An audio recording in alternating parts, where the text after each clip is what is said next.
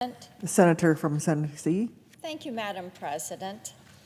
There was some sobering data that came out from the CDC last week. It was a new set of preliminary data on overdose deaths.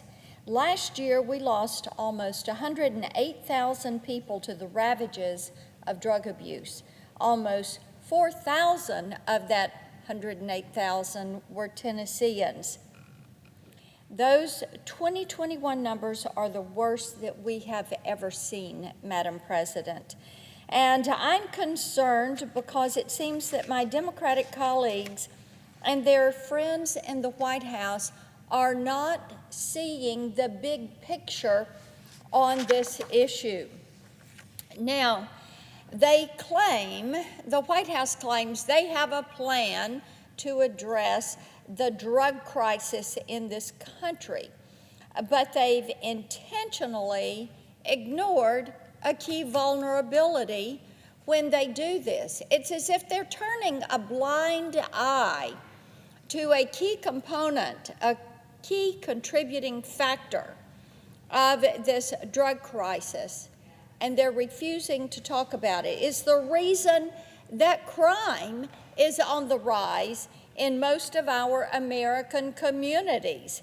It's also the reason it's easier for a drug dealer to get their hands on fentanyl than just about anything else. And it's the same reason that human traffickers now are pushing people, their sex trafficking, gangs, labor gangs, into communities all across this country. Indeed, every town's a border town.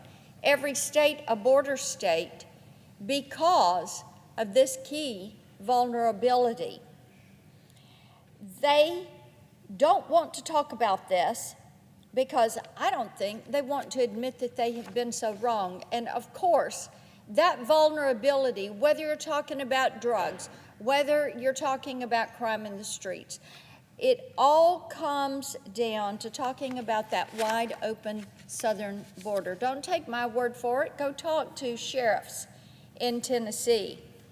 They will tell you that that open border, they're seeing the results of that on their streets, in their counties. Indeed, one of the sheriffs I visited with last week said 80% of the drug overdoses, 80% of the apprehended drugs in their county, fentanyl. Why is it there? The southern border being wide open. So this is an area that Tennesseans are wanting to see something done. And they can't figure out why the Democrats won't make a priority of securing the southern border when they want to talk about issues that stem from what is transpiring at the southern border. They feel that the Democrats are deliberately sabotaging our economic recovery, our recovery from the pandemic, and they're making bad situations worse because they won't talk about the root causes. The Biden administration never was interested in securing the border. Indeed, he hasn't been to the border. In fact, their official policy from day one has been, let's make that southern border more insecure. Isn't that amazing? You have an administration, you have a DHS secretary that don't believe in a secure border. Now, the radical left didn't like the optics of border security, so Joe Biden stopped building the wall, even though everything is purchased and it is there, and the wall could be completed. He chose not to secure our border, and he stopped building the wall. The radical left wanted to change the definition of asylum without bothering to change the law. So Joe Biden threw away the Remain in Mexico policy. The radical left wanted their sanctuary cities back. So Joe Biden tied the hands of immigration officials. Go talk to them. They will tell you what they're no longer able to do, which is abiding by the rule of law, the laws that are on the books. With each executive order that he signed, Joe Biden sabotaged Border Patrol and law enforcement, putting Americans in danger, and turned even more vulnerable women and children into victims of the sex trafficking trade. You have to ask yourself whose side the Biden administration is actually on when it comes to the issues of crime, when it comes to the issue of protecting women and children. Because I can't think of a single law-abiding American who is better off for all of this. But I do know that the cartels are happy because they're the ones who control the southern border on that Mexico side.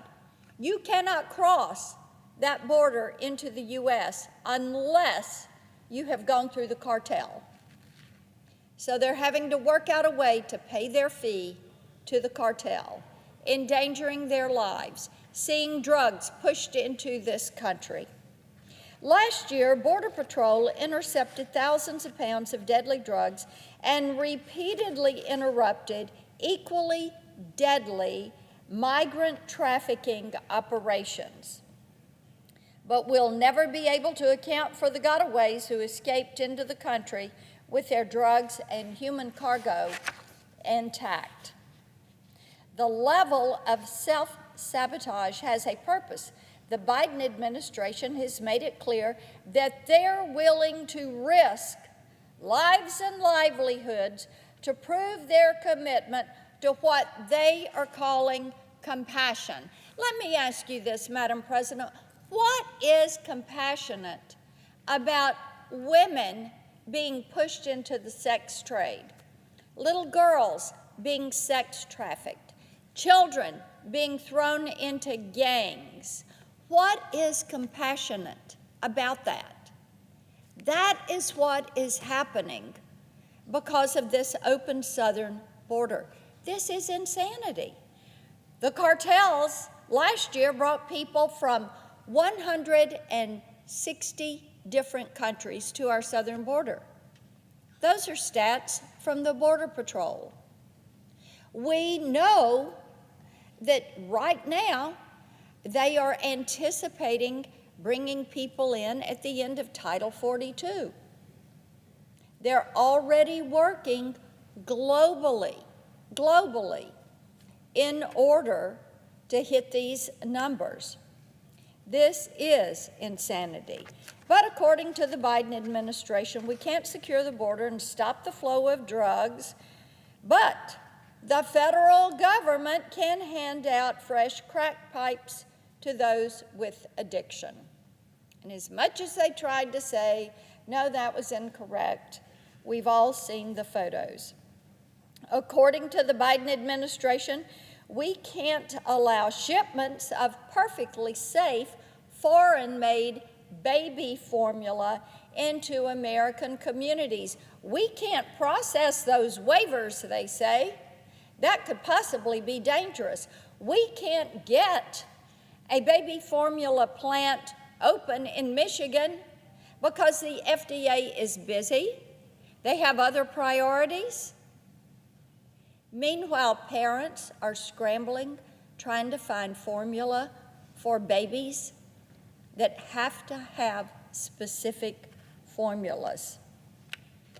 This is not compassion. This is a tragedy. I saw a friend this weekend, Madam President.